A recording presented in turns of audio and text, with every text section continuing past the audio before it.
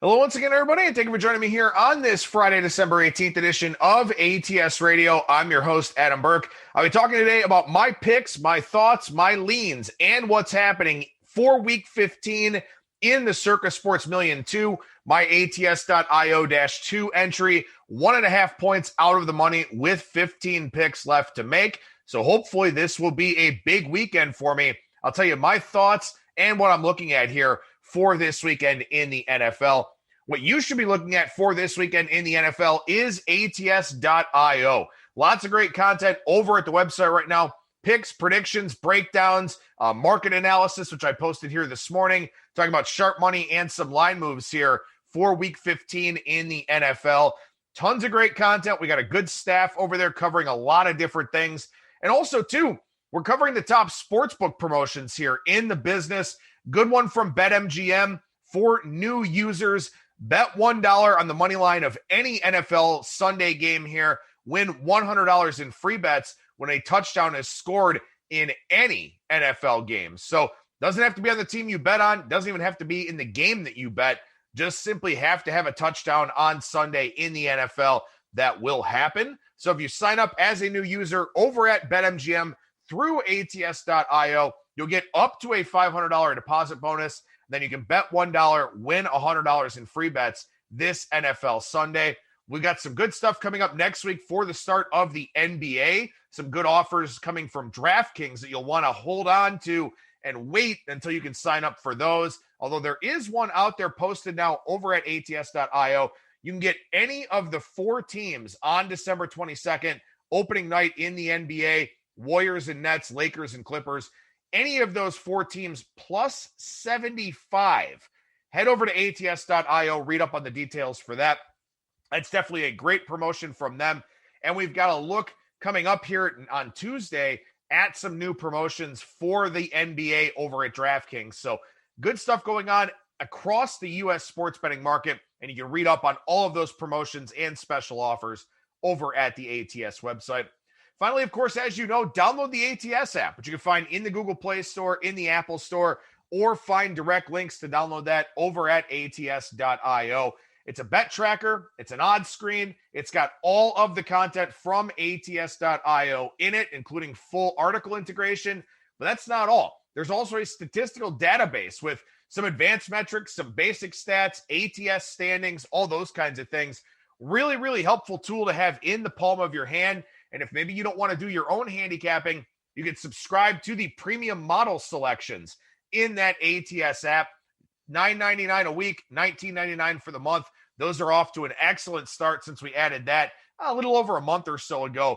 So check that out in the ATS app and make sure you download that. And if you're searching for it in the Google Play Store or the Apple Store, try searching against the spread. Probably make it a little bit easier for you to find. All right, so here we go. Week 15 in the Circa Sports Million. As I mentioned at the top here, my ATS.io-2 entry, 40, 29, and 1.5 points out of the money.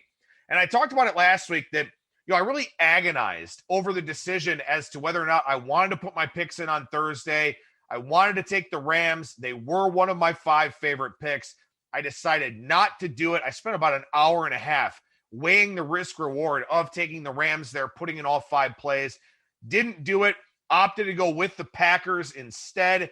They covered in the box score pretty much, but they did not cover the actual result of the game. So instead of going 3-2, I went 2-3. Instead of being a half point out of the money, I'm now 1.5 points out of the money. So those very important, very critical decisions here at this time of the year, you got to get them right.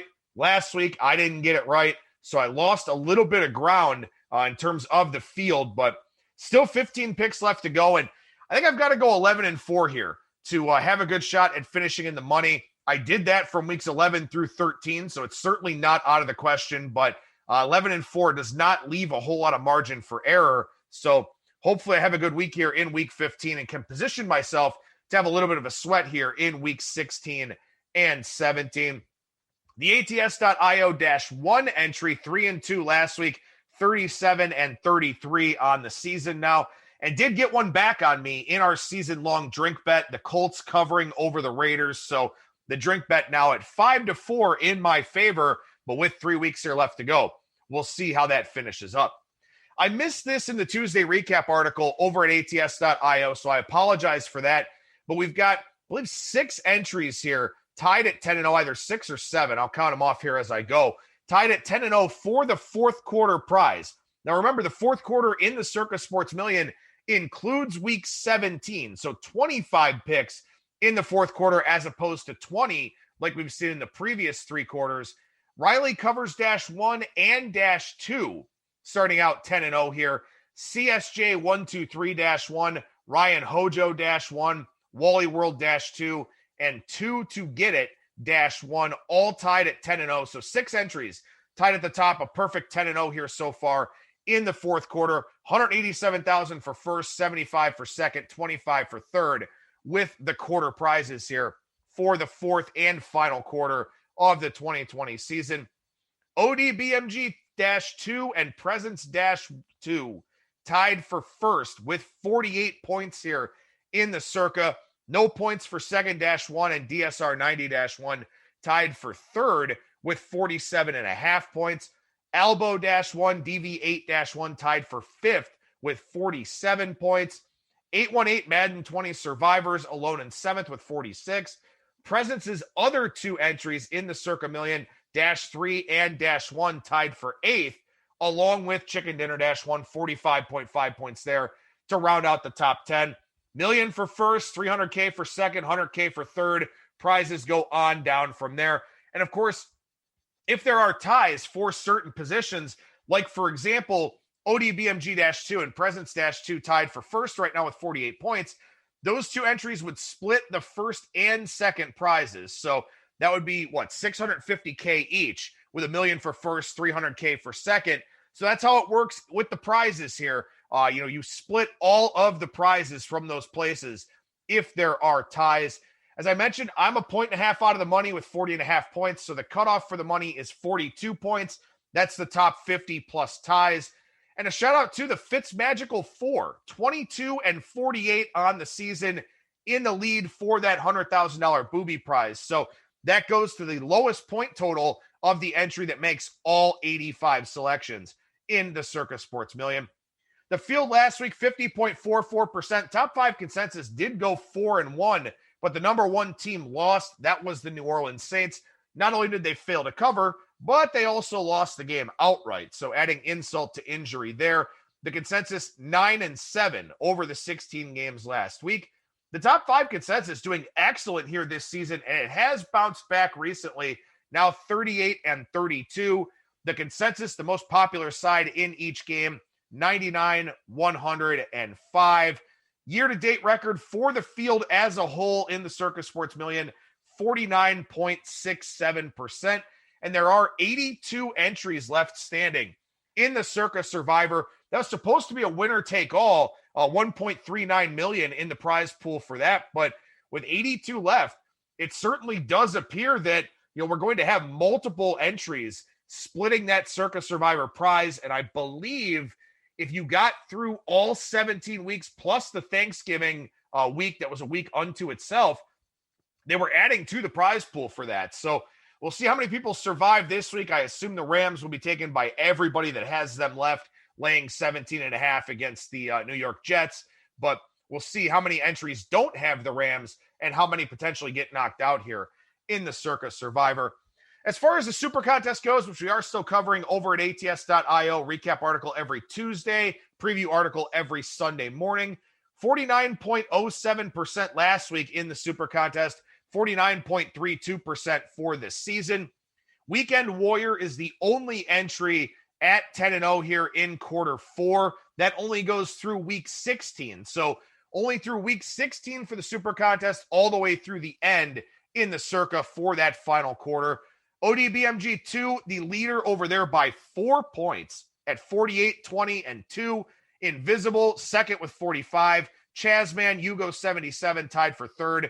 Tourist, Oofy 69, and D Fleming 221, tied for fifth with 44 points. So ODBMG-2, tied atop the Circa, leading the Super Contest by 4 points. A very important final 3 weeks for that entry. And he was also the first quarter winner in the Super Contest as well, I believe.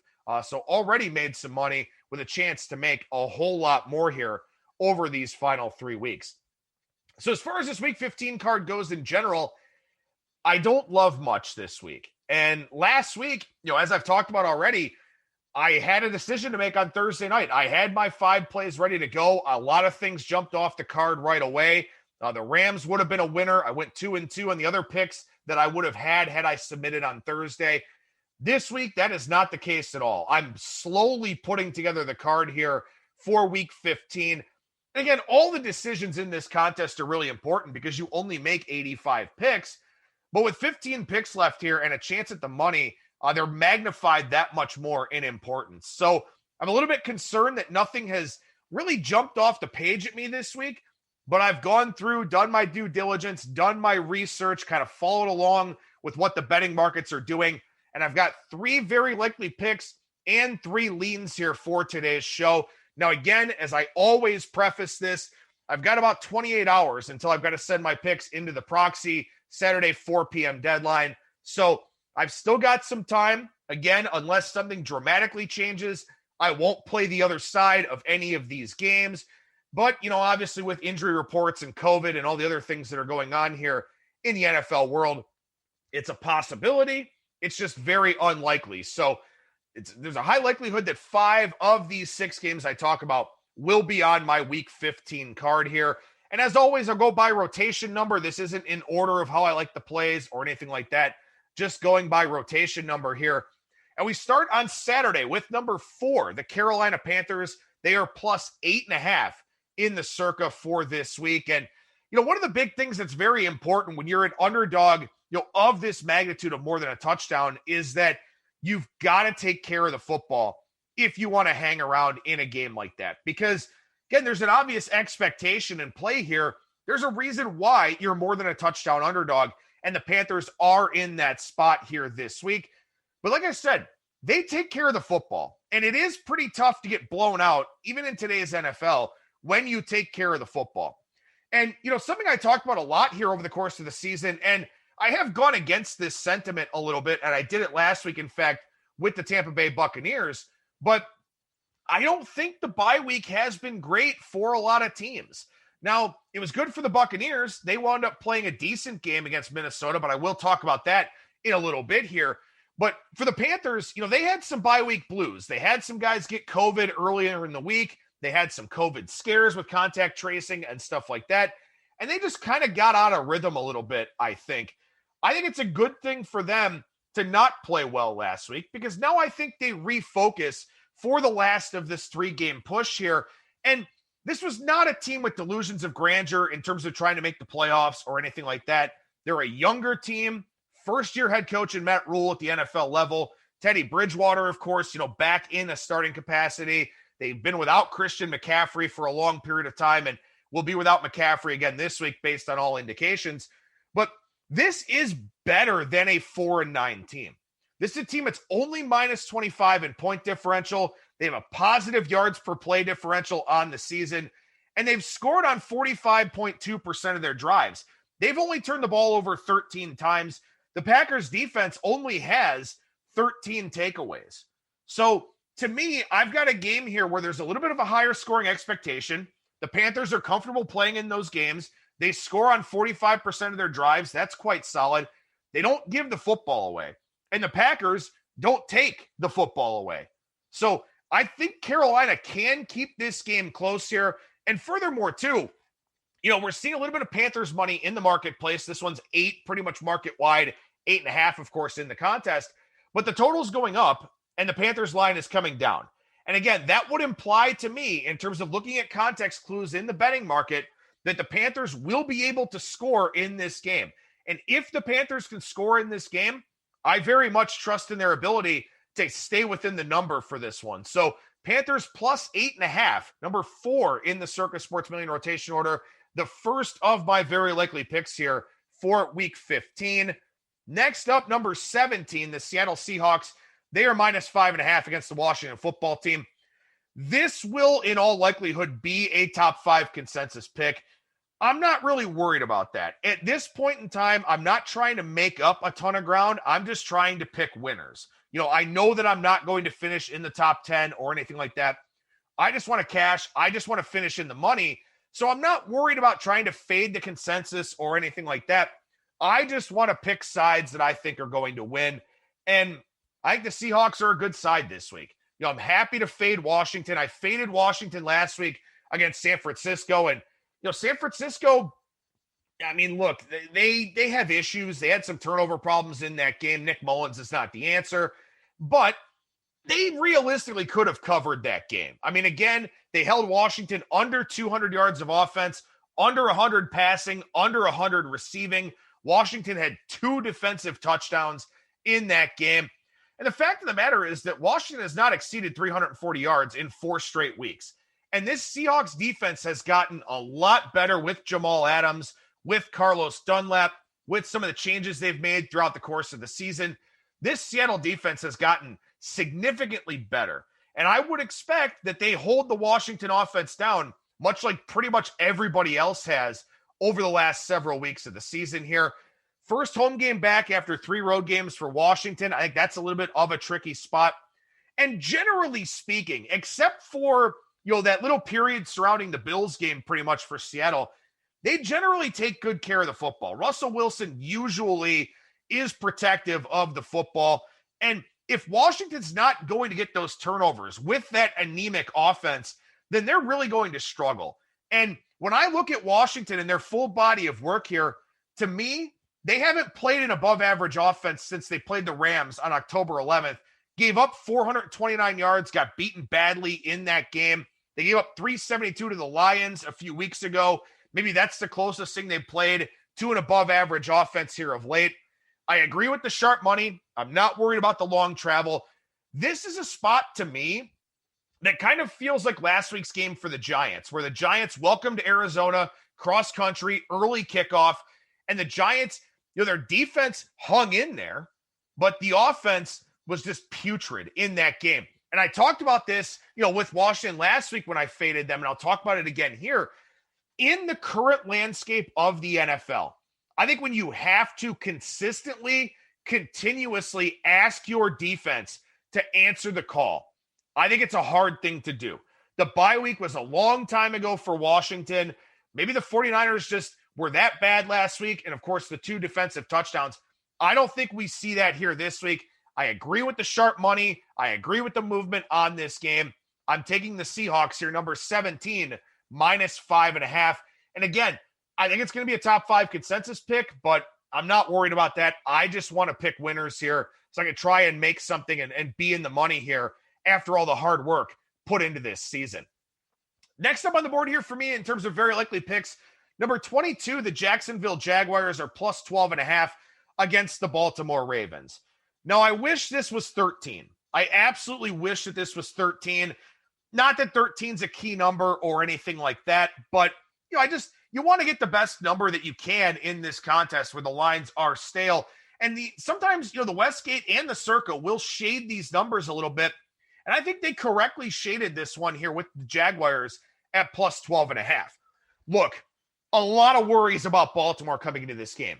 Their injury report is long, in particular on the defensive side. They're on a short week coming off of the game of the year against the Browns. Very emotional game. They lose Trace McSorley, of course, in that one. So now they're a little bit iffy at the quarterback position if Lamar Jackson gets hurt, if something happens. And the fact of the matter is, look, Jackson is a very active guy. He will hold the ball in the pocket for too long. He will scramble around and take some shots. You never know. That always is a possibility. There's just a lot going on for the Ravens right now, including the fact that some of their skill position guys, including a few wide receivers, have some contact tracing concerns. Now, I don't think that they're going to miss the game or anything like that, but, once again, missing weeks of practice.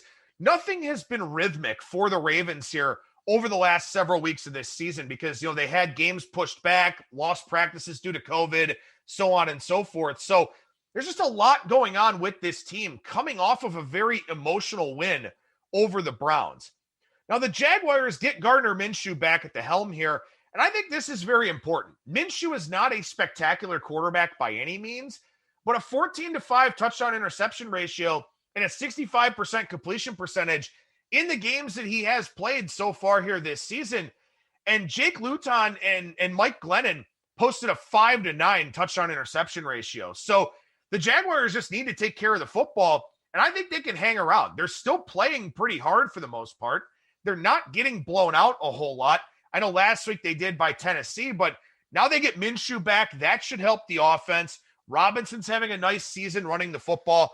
And the Ravens, to me here, I think this is a win and get the hell out of Dodge kind of spot. You know, this is one on a short week. You don't need style points. You're not worried about doing anything other than winning this football game. And I think they could relax in the second half of this one a little bit. And also, too, I don't see Lamar Jackson wanting to run around a ton. You know, he's had double-digit carries the last few games that he's played, only had 9 against the Browns, but it would have been more if he didn't miss, you know, a pretty significant portion of that game. I don't think the Ravens want him getting banged around in this spot against the Jaguars, where they probably feel like they can just run the football, get a win, and get out of Dodge. So, you know, I'm not impressed with Greg Roman's play calling. A lot of that was Jackson improv last week for the Ravens, and also a pretty bad Browns defense. Not that the Jaguars defense is great, but you know what? They're playing hard. They get Minshew back. They haven't quit on the season. I think we see it here. So the 3 very likely picks for me for this week: Panthers plus 8.5, Seahawks minus 5.5, Jaguars plus 12.5. Now, as I said, there's not a whole lot that has jumped off the card to me this week, but I do have 3 leans that are in contention. 2 of them I do like more than the third one, and I will key in on that as I go through these here. But one of the leans is number 9, the Tennessee Titans minus 11 against the Detroit Lions. And I think the Titans can really put one on Detroit here. I really do. Tennessee, fewest turnovers in the league. Lions allowing points on over 45% of opponents' drives. So the Titans should score at will in this game. I think they should march up and down the field, not really have a whole lot of problems with that in terms of, you know, picking up yardage, picking up points, so on and so forth. For the Lions, Matt Stafford is clearly not 100%. And when you talk about a game like this, where it's supposed to be an up and down type of game, you really wonder if the Lions can keep pace here with Matt Stafford as banged up as he is. And if he takes any hits in this game whatsoever, you know, that could be a spot where all of a sudden Chase Daniel has to come in and try and participate in this arms race with the Titans. And quite frankly, I think if Stafford were to go out, I think the Lions would just completely quit and wave the white flag on this game. This Titans offense, over 420 yards each of their last 4 games. Yeah, the defense has some issues, but, you know, the Titans are going to be able to hang a number here. The Lions don't get pressure.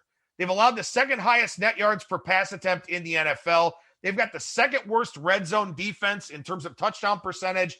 And the Titans have the 3rd best red zone offense in terms of touchdown percentage. Titans 3rd in points per drive. Lions are 16th in points per drive.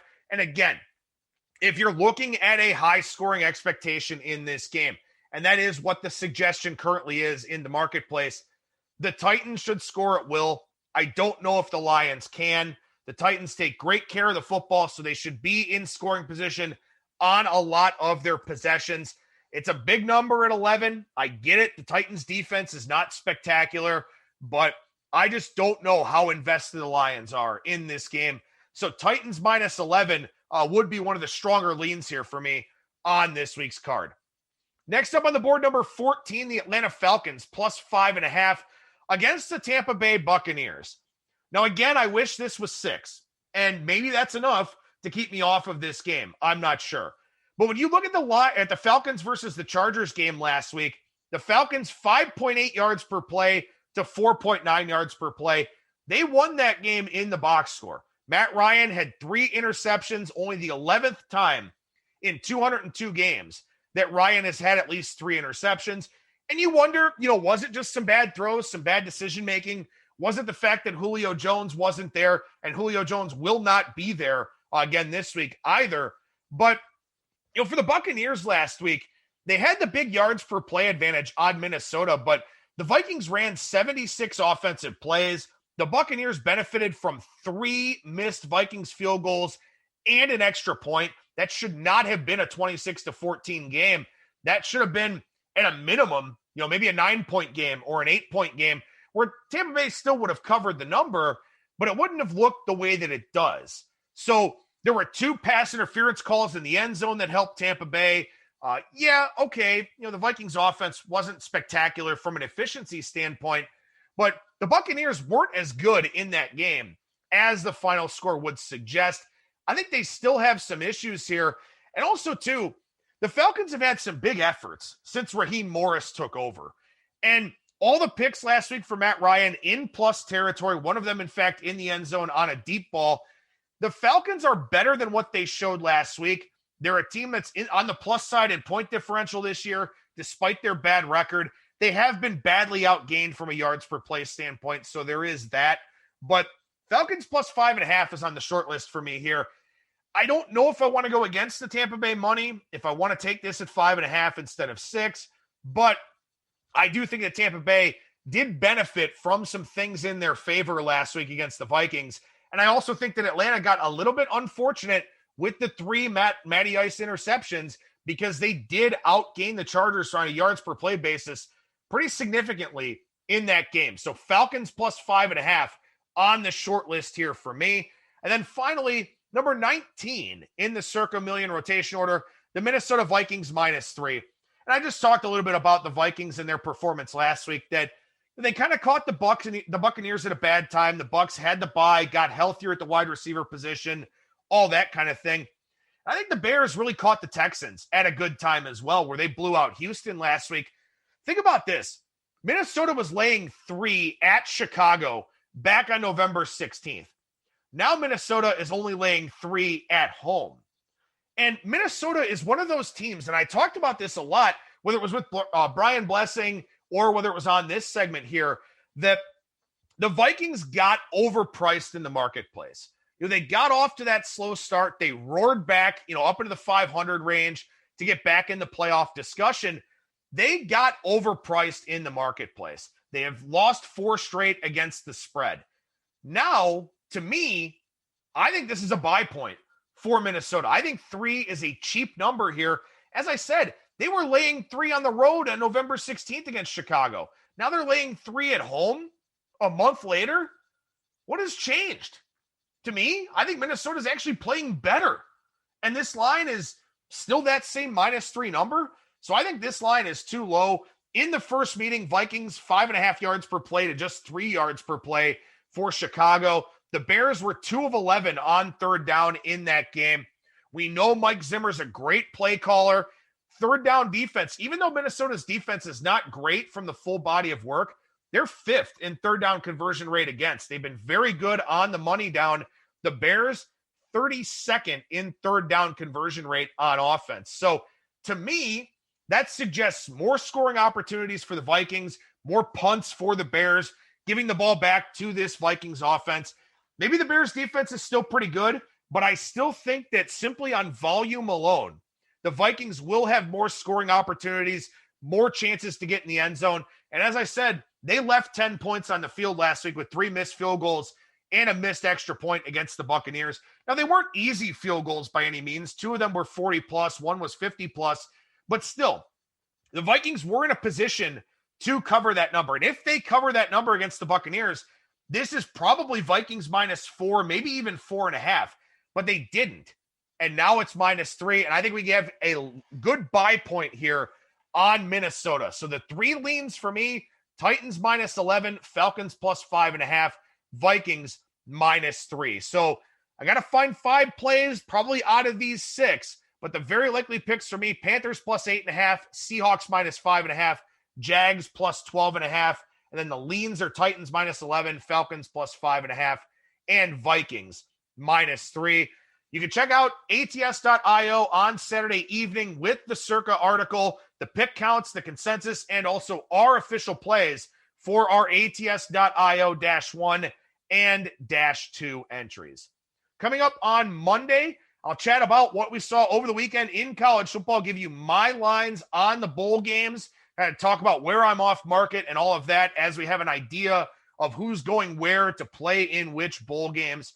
Tuesday, Brian Blessing talks NFL. Wednesday, Kyle Hunter, college football and college basketball.